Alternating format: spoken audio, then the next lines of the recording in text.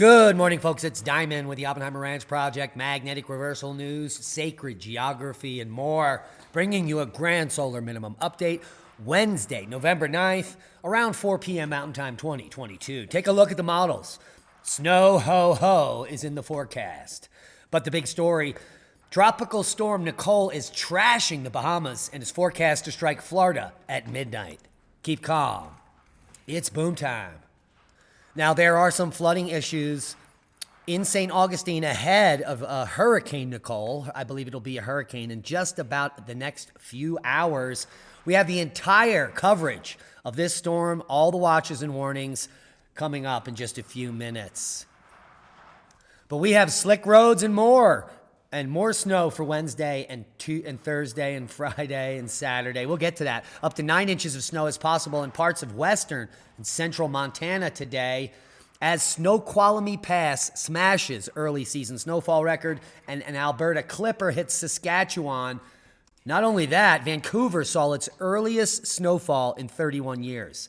And Utah's snowpack is as much as 1,400% above normal. Well, actually, it's increased. Now some parts of Utah are 4,500% above normal. Take a look at these numbers as a whole. The only place lacking moisture is right here east of the Rockies. So very interesting winter lining up with record snowpack already in 6 states.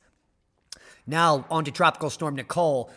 We're going to show you the latest maps, models, and paths, as well as the warnings. It looks like it's going to make landfall at Port St. Lucie. That would be my guess, and that's because we're using these spaghetti models here that have all come together directly on that spot. Port St. Lucie is where the storm will come ashore around midnight. Now, the current update is Advisory 11. Let's refresh this to see if we're on the same advisory. Yeah, you can see maximum sustained winds at 70 miles per hour. If that goes up just 4 miles per hour, we are at Cat 1, and there's plenty of time and plenty of warm water there to make that happen. Here is the peak storm surge forecast, and we have some good news for the hardest hit areas from Ian here around Estero and Bonita. There are no watches and warnings for you, so that, I'm sure, is putting a lot of people at ease. But if you are north of, let's say, Palm Beach, all the way up into South Carolina, there could be up to 3 to 5 feet of storm surge. This wind field is gigantic, folks. It is almost 500 miles wide, as you can see here. The storm is going to approach in effect from South Carolina all the way down to Cape Coral as far as the winds. So let's just play it through here. It's going to make landfall right here. This is at around midnight. And then it's going to make its way north after it makes landfall. Very slow mover. So I thought there would be more rain associated with this, but it's not looking like there's going to be much more than 2 to 4 inches. But this rain is going to extend all the way up the East Coast as the storm makes its way up the East Coast of the United States like a nor'easter and quite a beaster.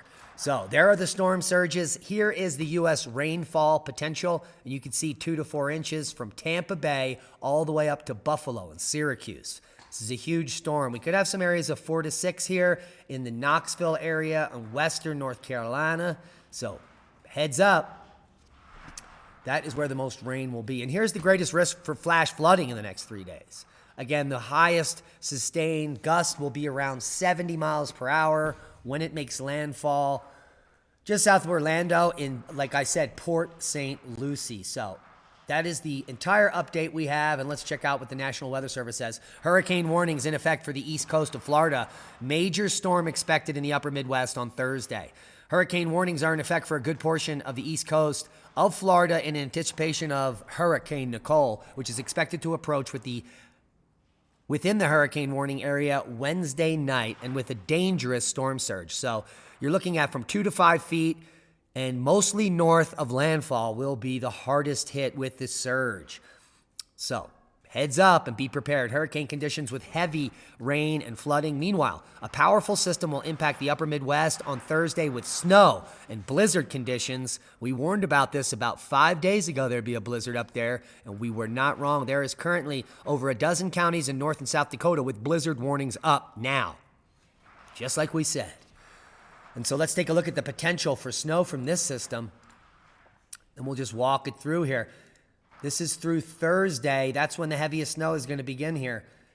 So right now it's snowing in the Sierras. It's snowing in Utah, increasing that base. It's snowing in Idaho, and it's snowing across Montana. There's some snow there in Arizona as well, and that's going to move into the Four Corners region tonight.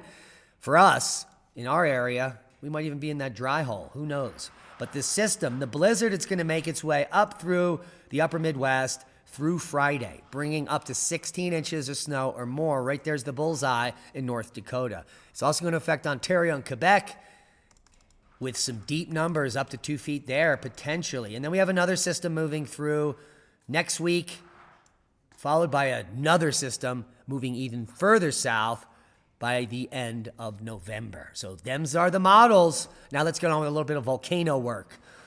Did you know volcanoes have a favorite time of year to erupt? Well, I didn't until I read the paper. And shifting sea levels may explain why eruptions are more likely in certain seasons.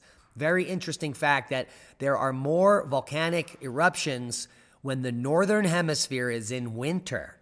So that's the statistical analysis. Now, another tidbit of information. A lot of people think that volcanic activity has been increasing. It is in fact not. Here you can see the yearly running average of the amount of eruptions on Earth annually. And you can see they peaked here around 1900 during the centennial minimum. Another peak here in the 1930s. We had a peak here, it looks like in the 1980s, and then a peak now, which is not as high as peaks in the past. The amount of volcanoes active per year has been increasing exponentially because we're discovering them and now monitoring them. As soon as we were flying over and we have satellite and aerial photography, those numbers jumped because we could monitor more eruptions. So we know about more eruptions because we're monitoring more volcanoes. But there, overall down here, there is no increase in volcanic eruption activity as a whole.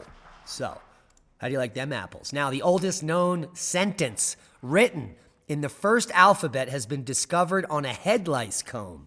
I know, it's pretty grody, but the double-duty ivory comb bearing 14 teeth for lice and eggs and 6 bigger teeth for hair tangles is believed to have been made 3,700 years ago. Absolutely amazing. Now, may this tusk root out lice of the hair and the beard. That's what this sentence says, believed to be the oldest known sentence written in the earliest alphabet. The inscription on the luxury item reads, "May this tusk root out the lice of the hair and the beard." Pretty creepy. Now, unearthed in Lachish, a Canaanite city, which was around in the 2nd millennium BC, and the second most important city in the kingdom of Judah. The comb suggests that humans have endured lice for thousands of years, and that even the wealthiest were not spared from the grim infestation, because this would be a luxury item from a wealthy person 4,000 years ago. Pretty mind-blowing. Now, an exceptional trove of 24 ancient statues were found immersed in a Tuscan spa and plugged in the mud. Take a look at them, perfectly preserved in this anoxic environment. The ancient Etruscan spa that they were found in was developed by the Romans and visited by emperors, including Augustus. Now, these figurines are not large. There's the person's foot right here. So they're about 2 feet high, but what an amazing find. Here's the spa. You can see remnants of columns here, and they're now excavating under this water in the mud, and there are the statues. The initial analysis of the 24 statues, believed to have been made by local craftsmen between the 2nd and 1st centuries BC, as well as countless votive offerings discovered at the site, indicates that the relics perhaps originally belonged to elite Etruscans and Roman families. Pretty interesting, but another interesting thing is to think about is that they were doing spectacular pieces of work like this 3,000 years ago, maybe even 4,000 years ago. And I wasn't taught this in grade school, were you? Now, some more fantastic information coming out from Egypt. The lost tunnel that may lead to Cleopatra's tomb has been discovered. Here you can see the entrance shaft, and then there's the tunnel. Pretty fantastic. So if you're interested in this type of stuff, you can watch the video. or read the article. It's up to you. Now, a couple big announcements. Tomorrow we're going to have 2 great interviews. The first one I'm doing in the morning with Brad from 5 Times August, which is an activist band. He's a husband, a father, a songwriter, and his new album, Silent War, lays out pretty much what's going on in the world. So we're going to have him on the show. Pretty awesome. Check out his YouTube, 5 Times August, to check out his music and the upcoming album, Silent War. Jesus, what happened to us? That's a good one. And another big interview we're doing tomorrow is going to be with Michael Horn, and he presented NASA discoveries confirming the Billy Meier UFO case is real. If you've never heard about the Billy Meier case, I suggest you look into it a little bit before our interview airs, and that way you'll have a little background. You can find Michael Horn on the tweet box, and he also has a YouTube called They Fly TV.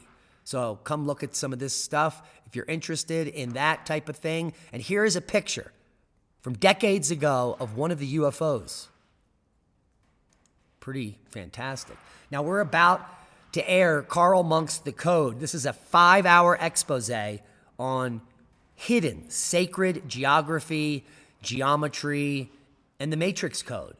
It reveals ancient advanced civilizations that, well, we refer to as stupid hunter-gatherers. And it also reveals a global Earth matrix. So if you're interested in that type of stuff, it's on our new channel, Sacred Geography, which now has 1,000 subs. We appreciate you. And this is mind-blowing. This came out decades ago, and I think you'll want to check it out. And that's a boom to knowledge. Proper prior planning prevents piss-poor performance. Thank you for tuning in. Subscribe to the channel if you haven't. Become a Patreon. Support the work we do. We love you. Be a hero and share the video. That's a boom.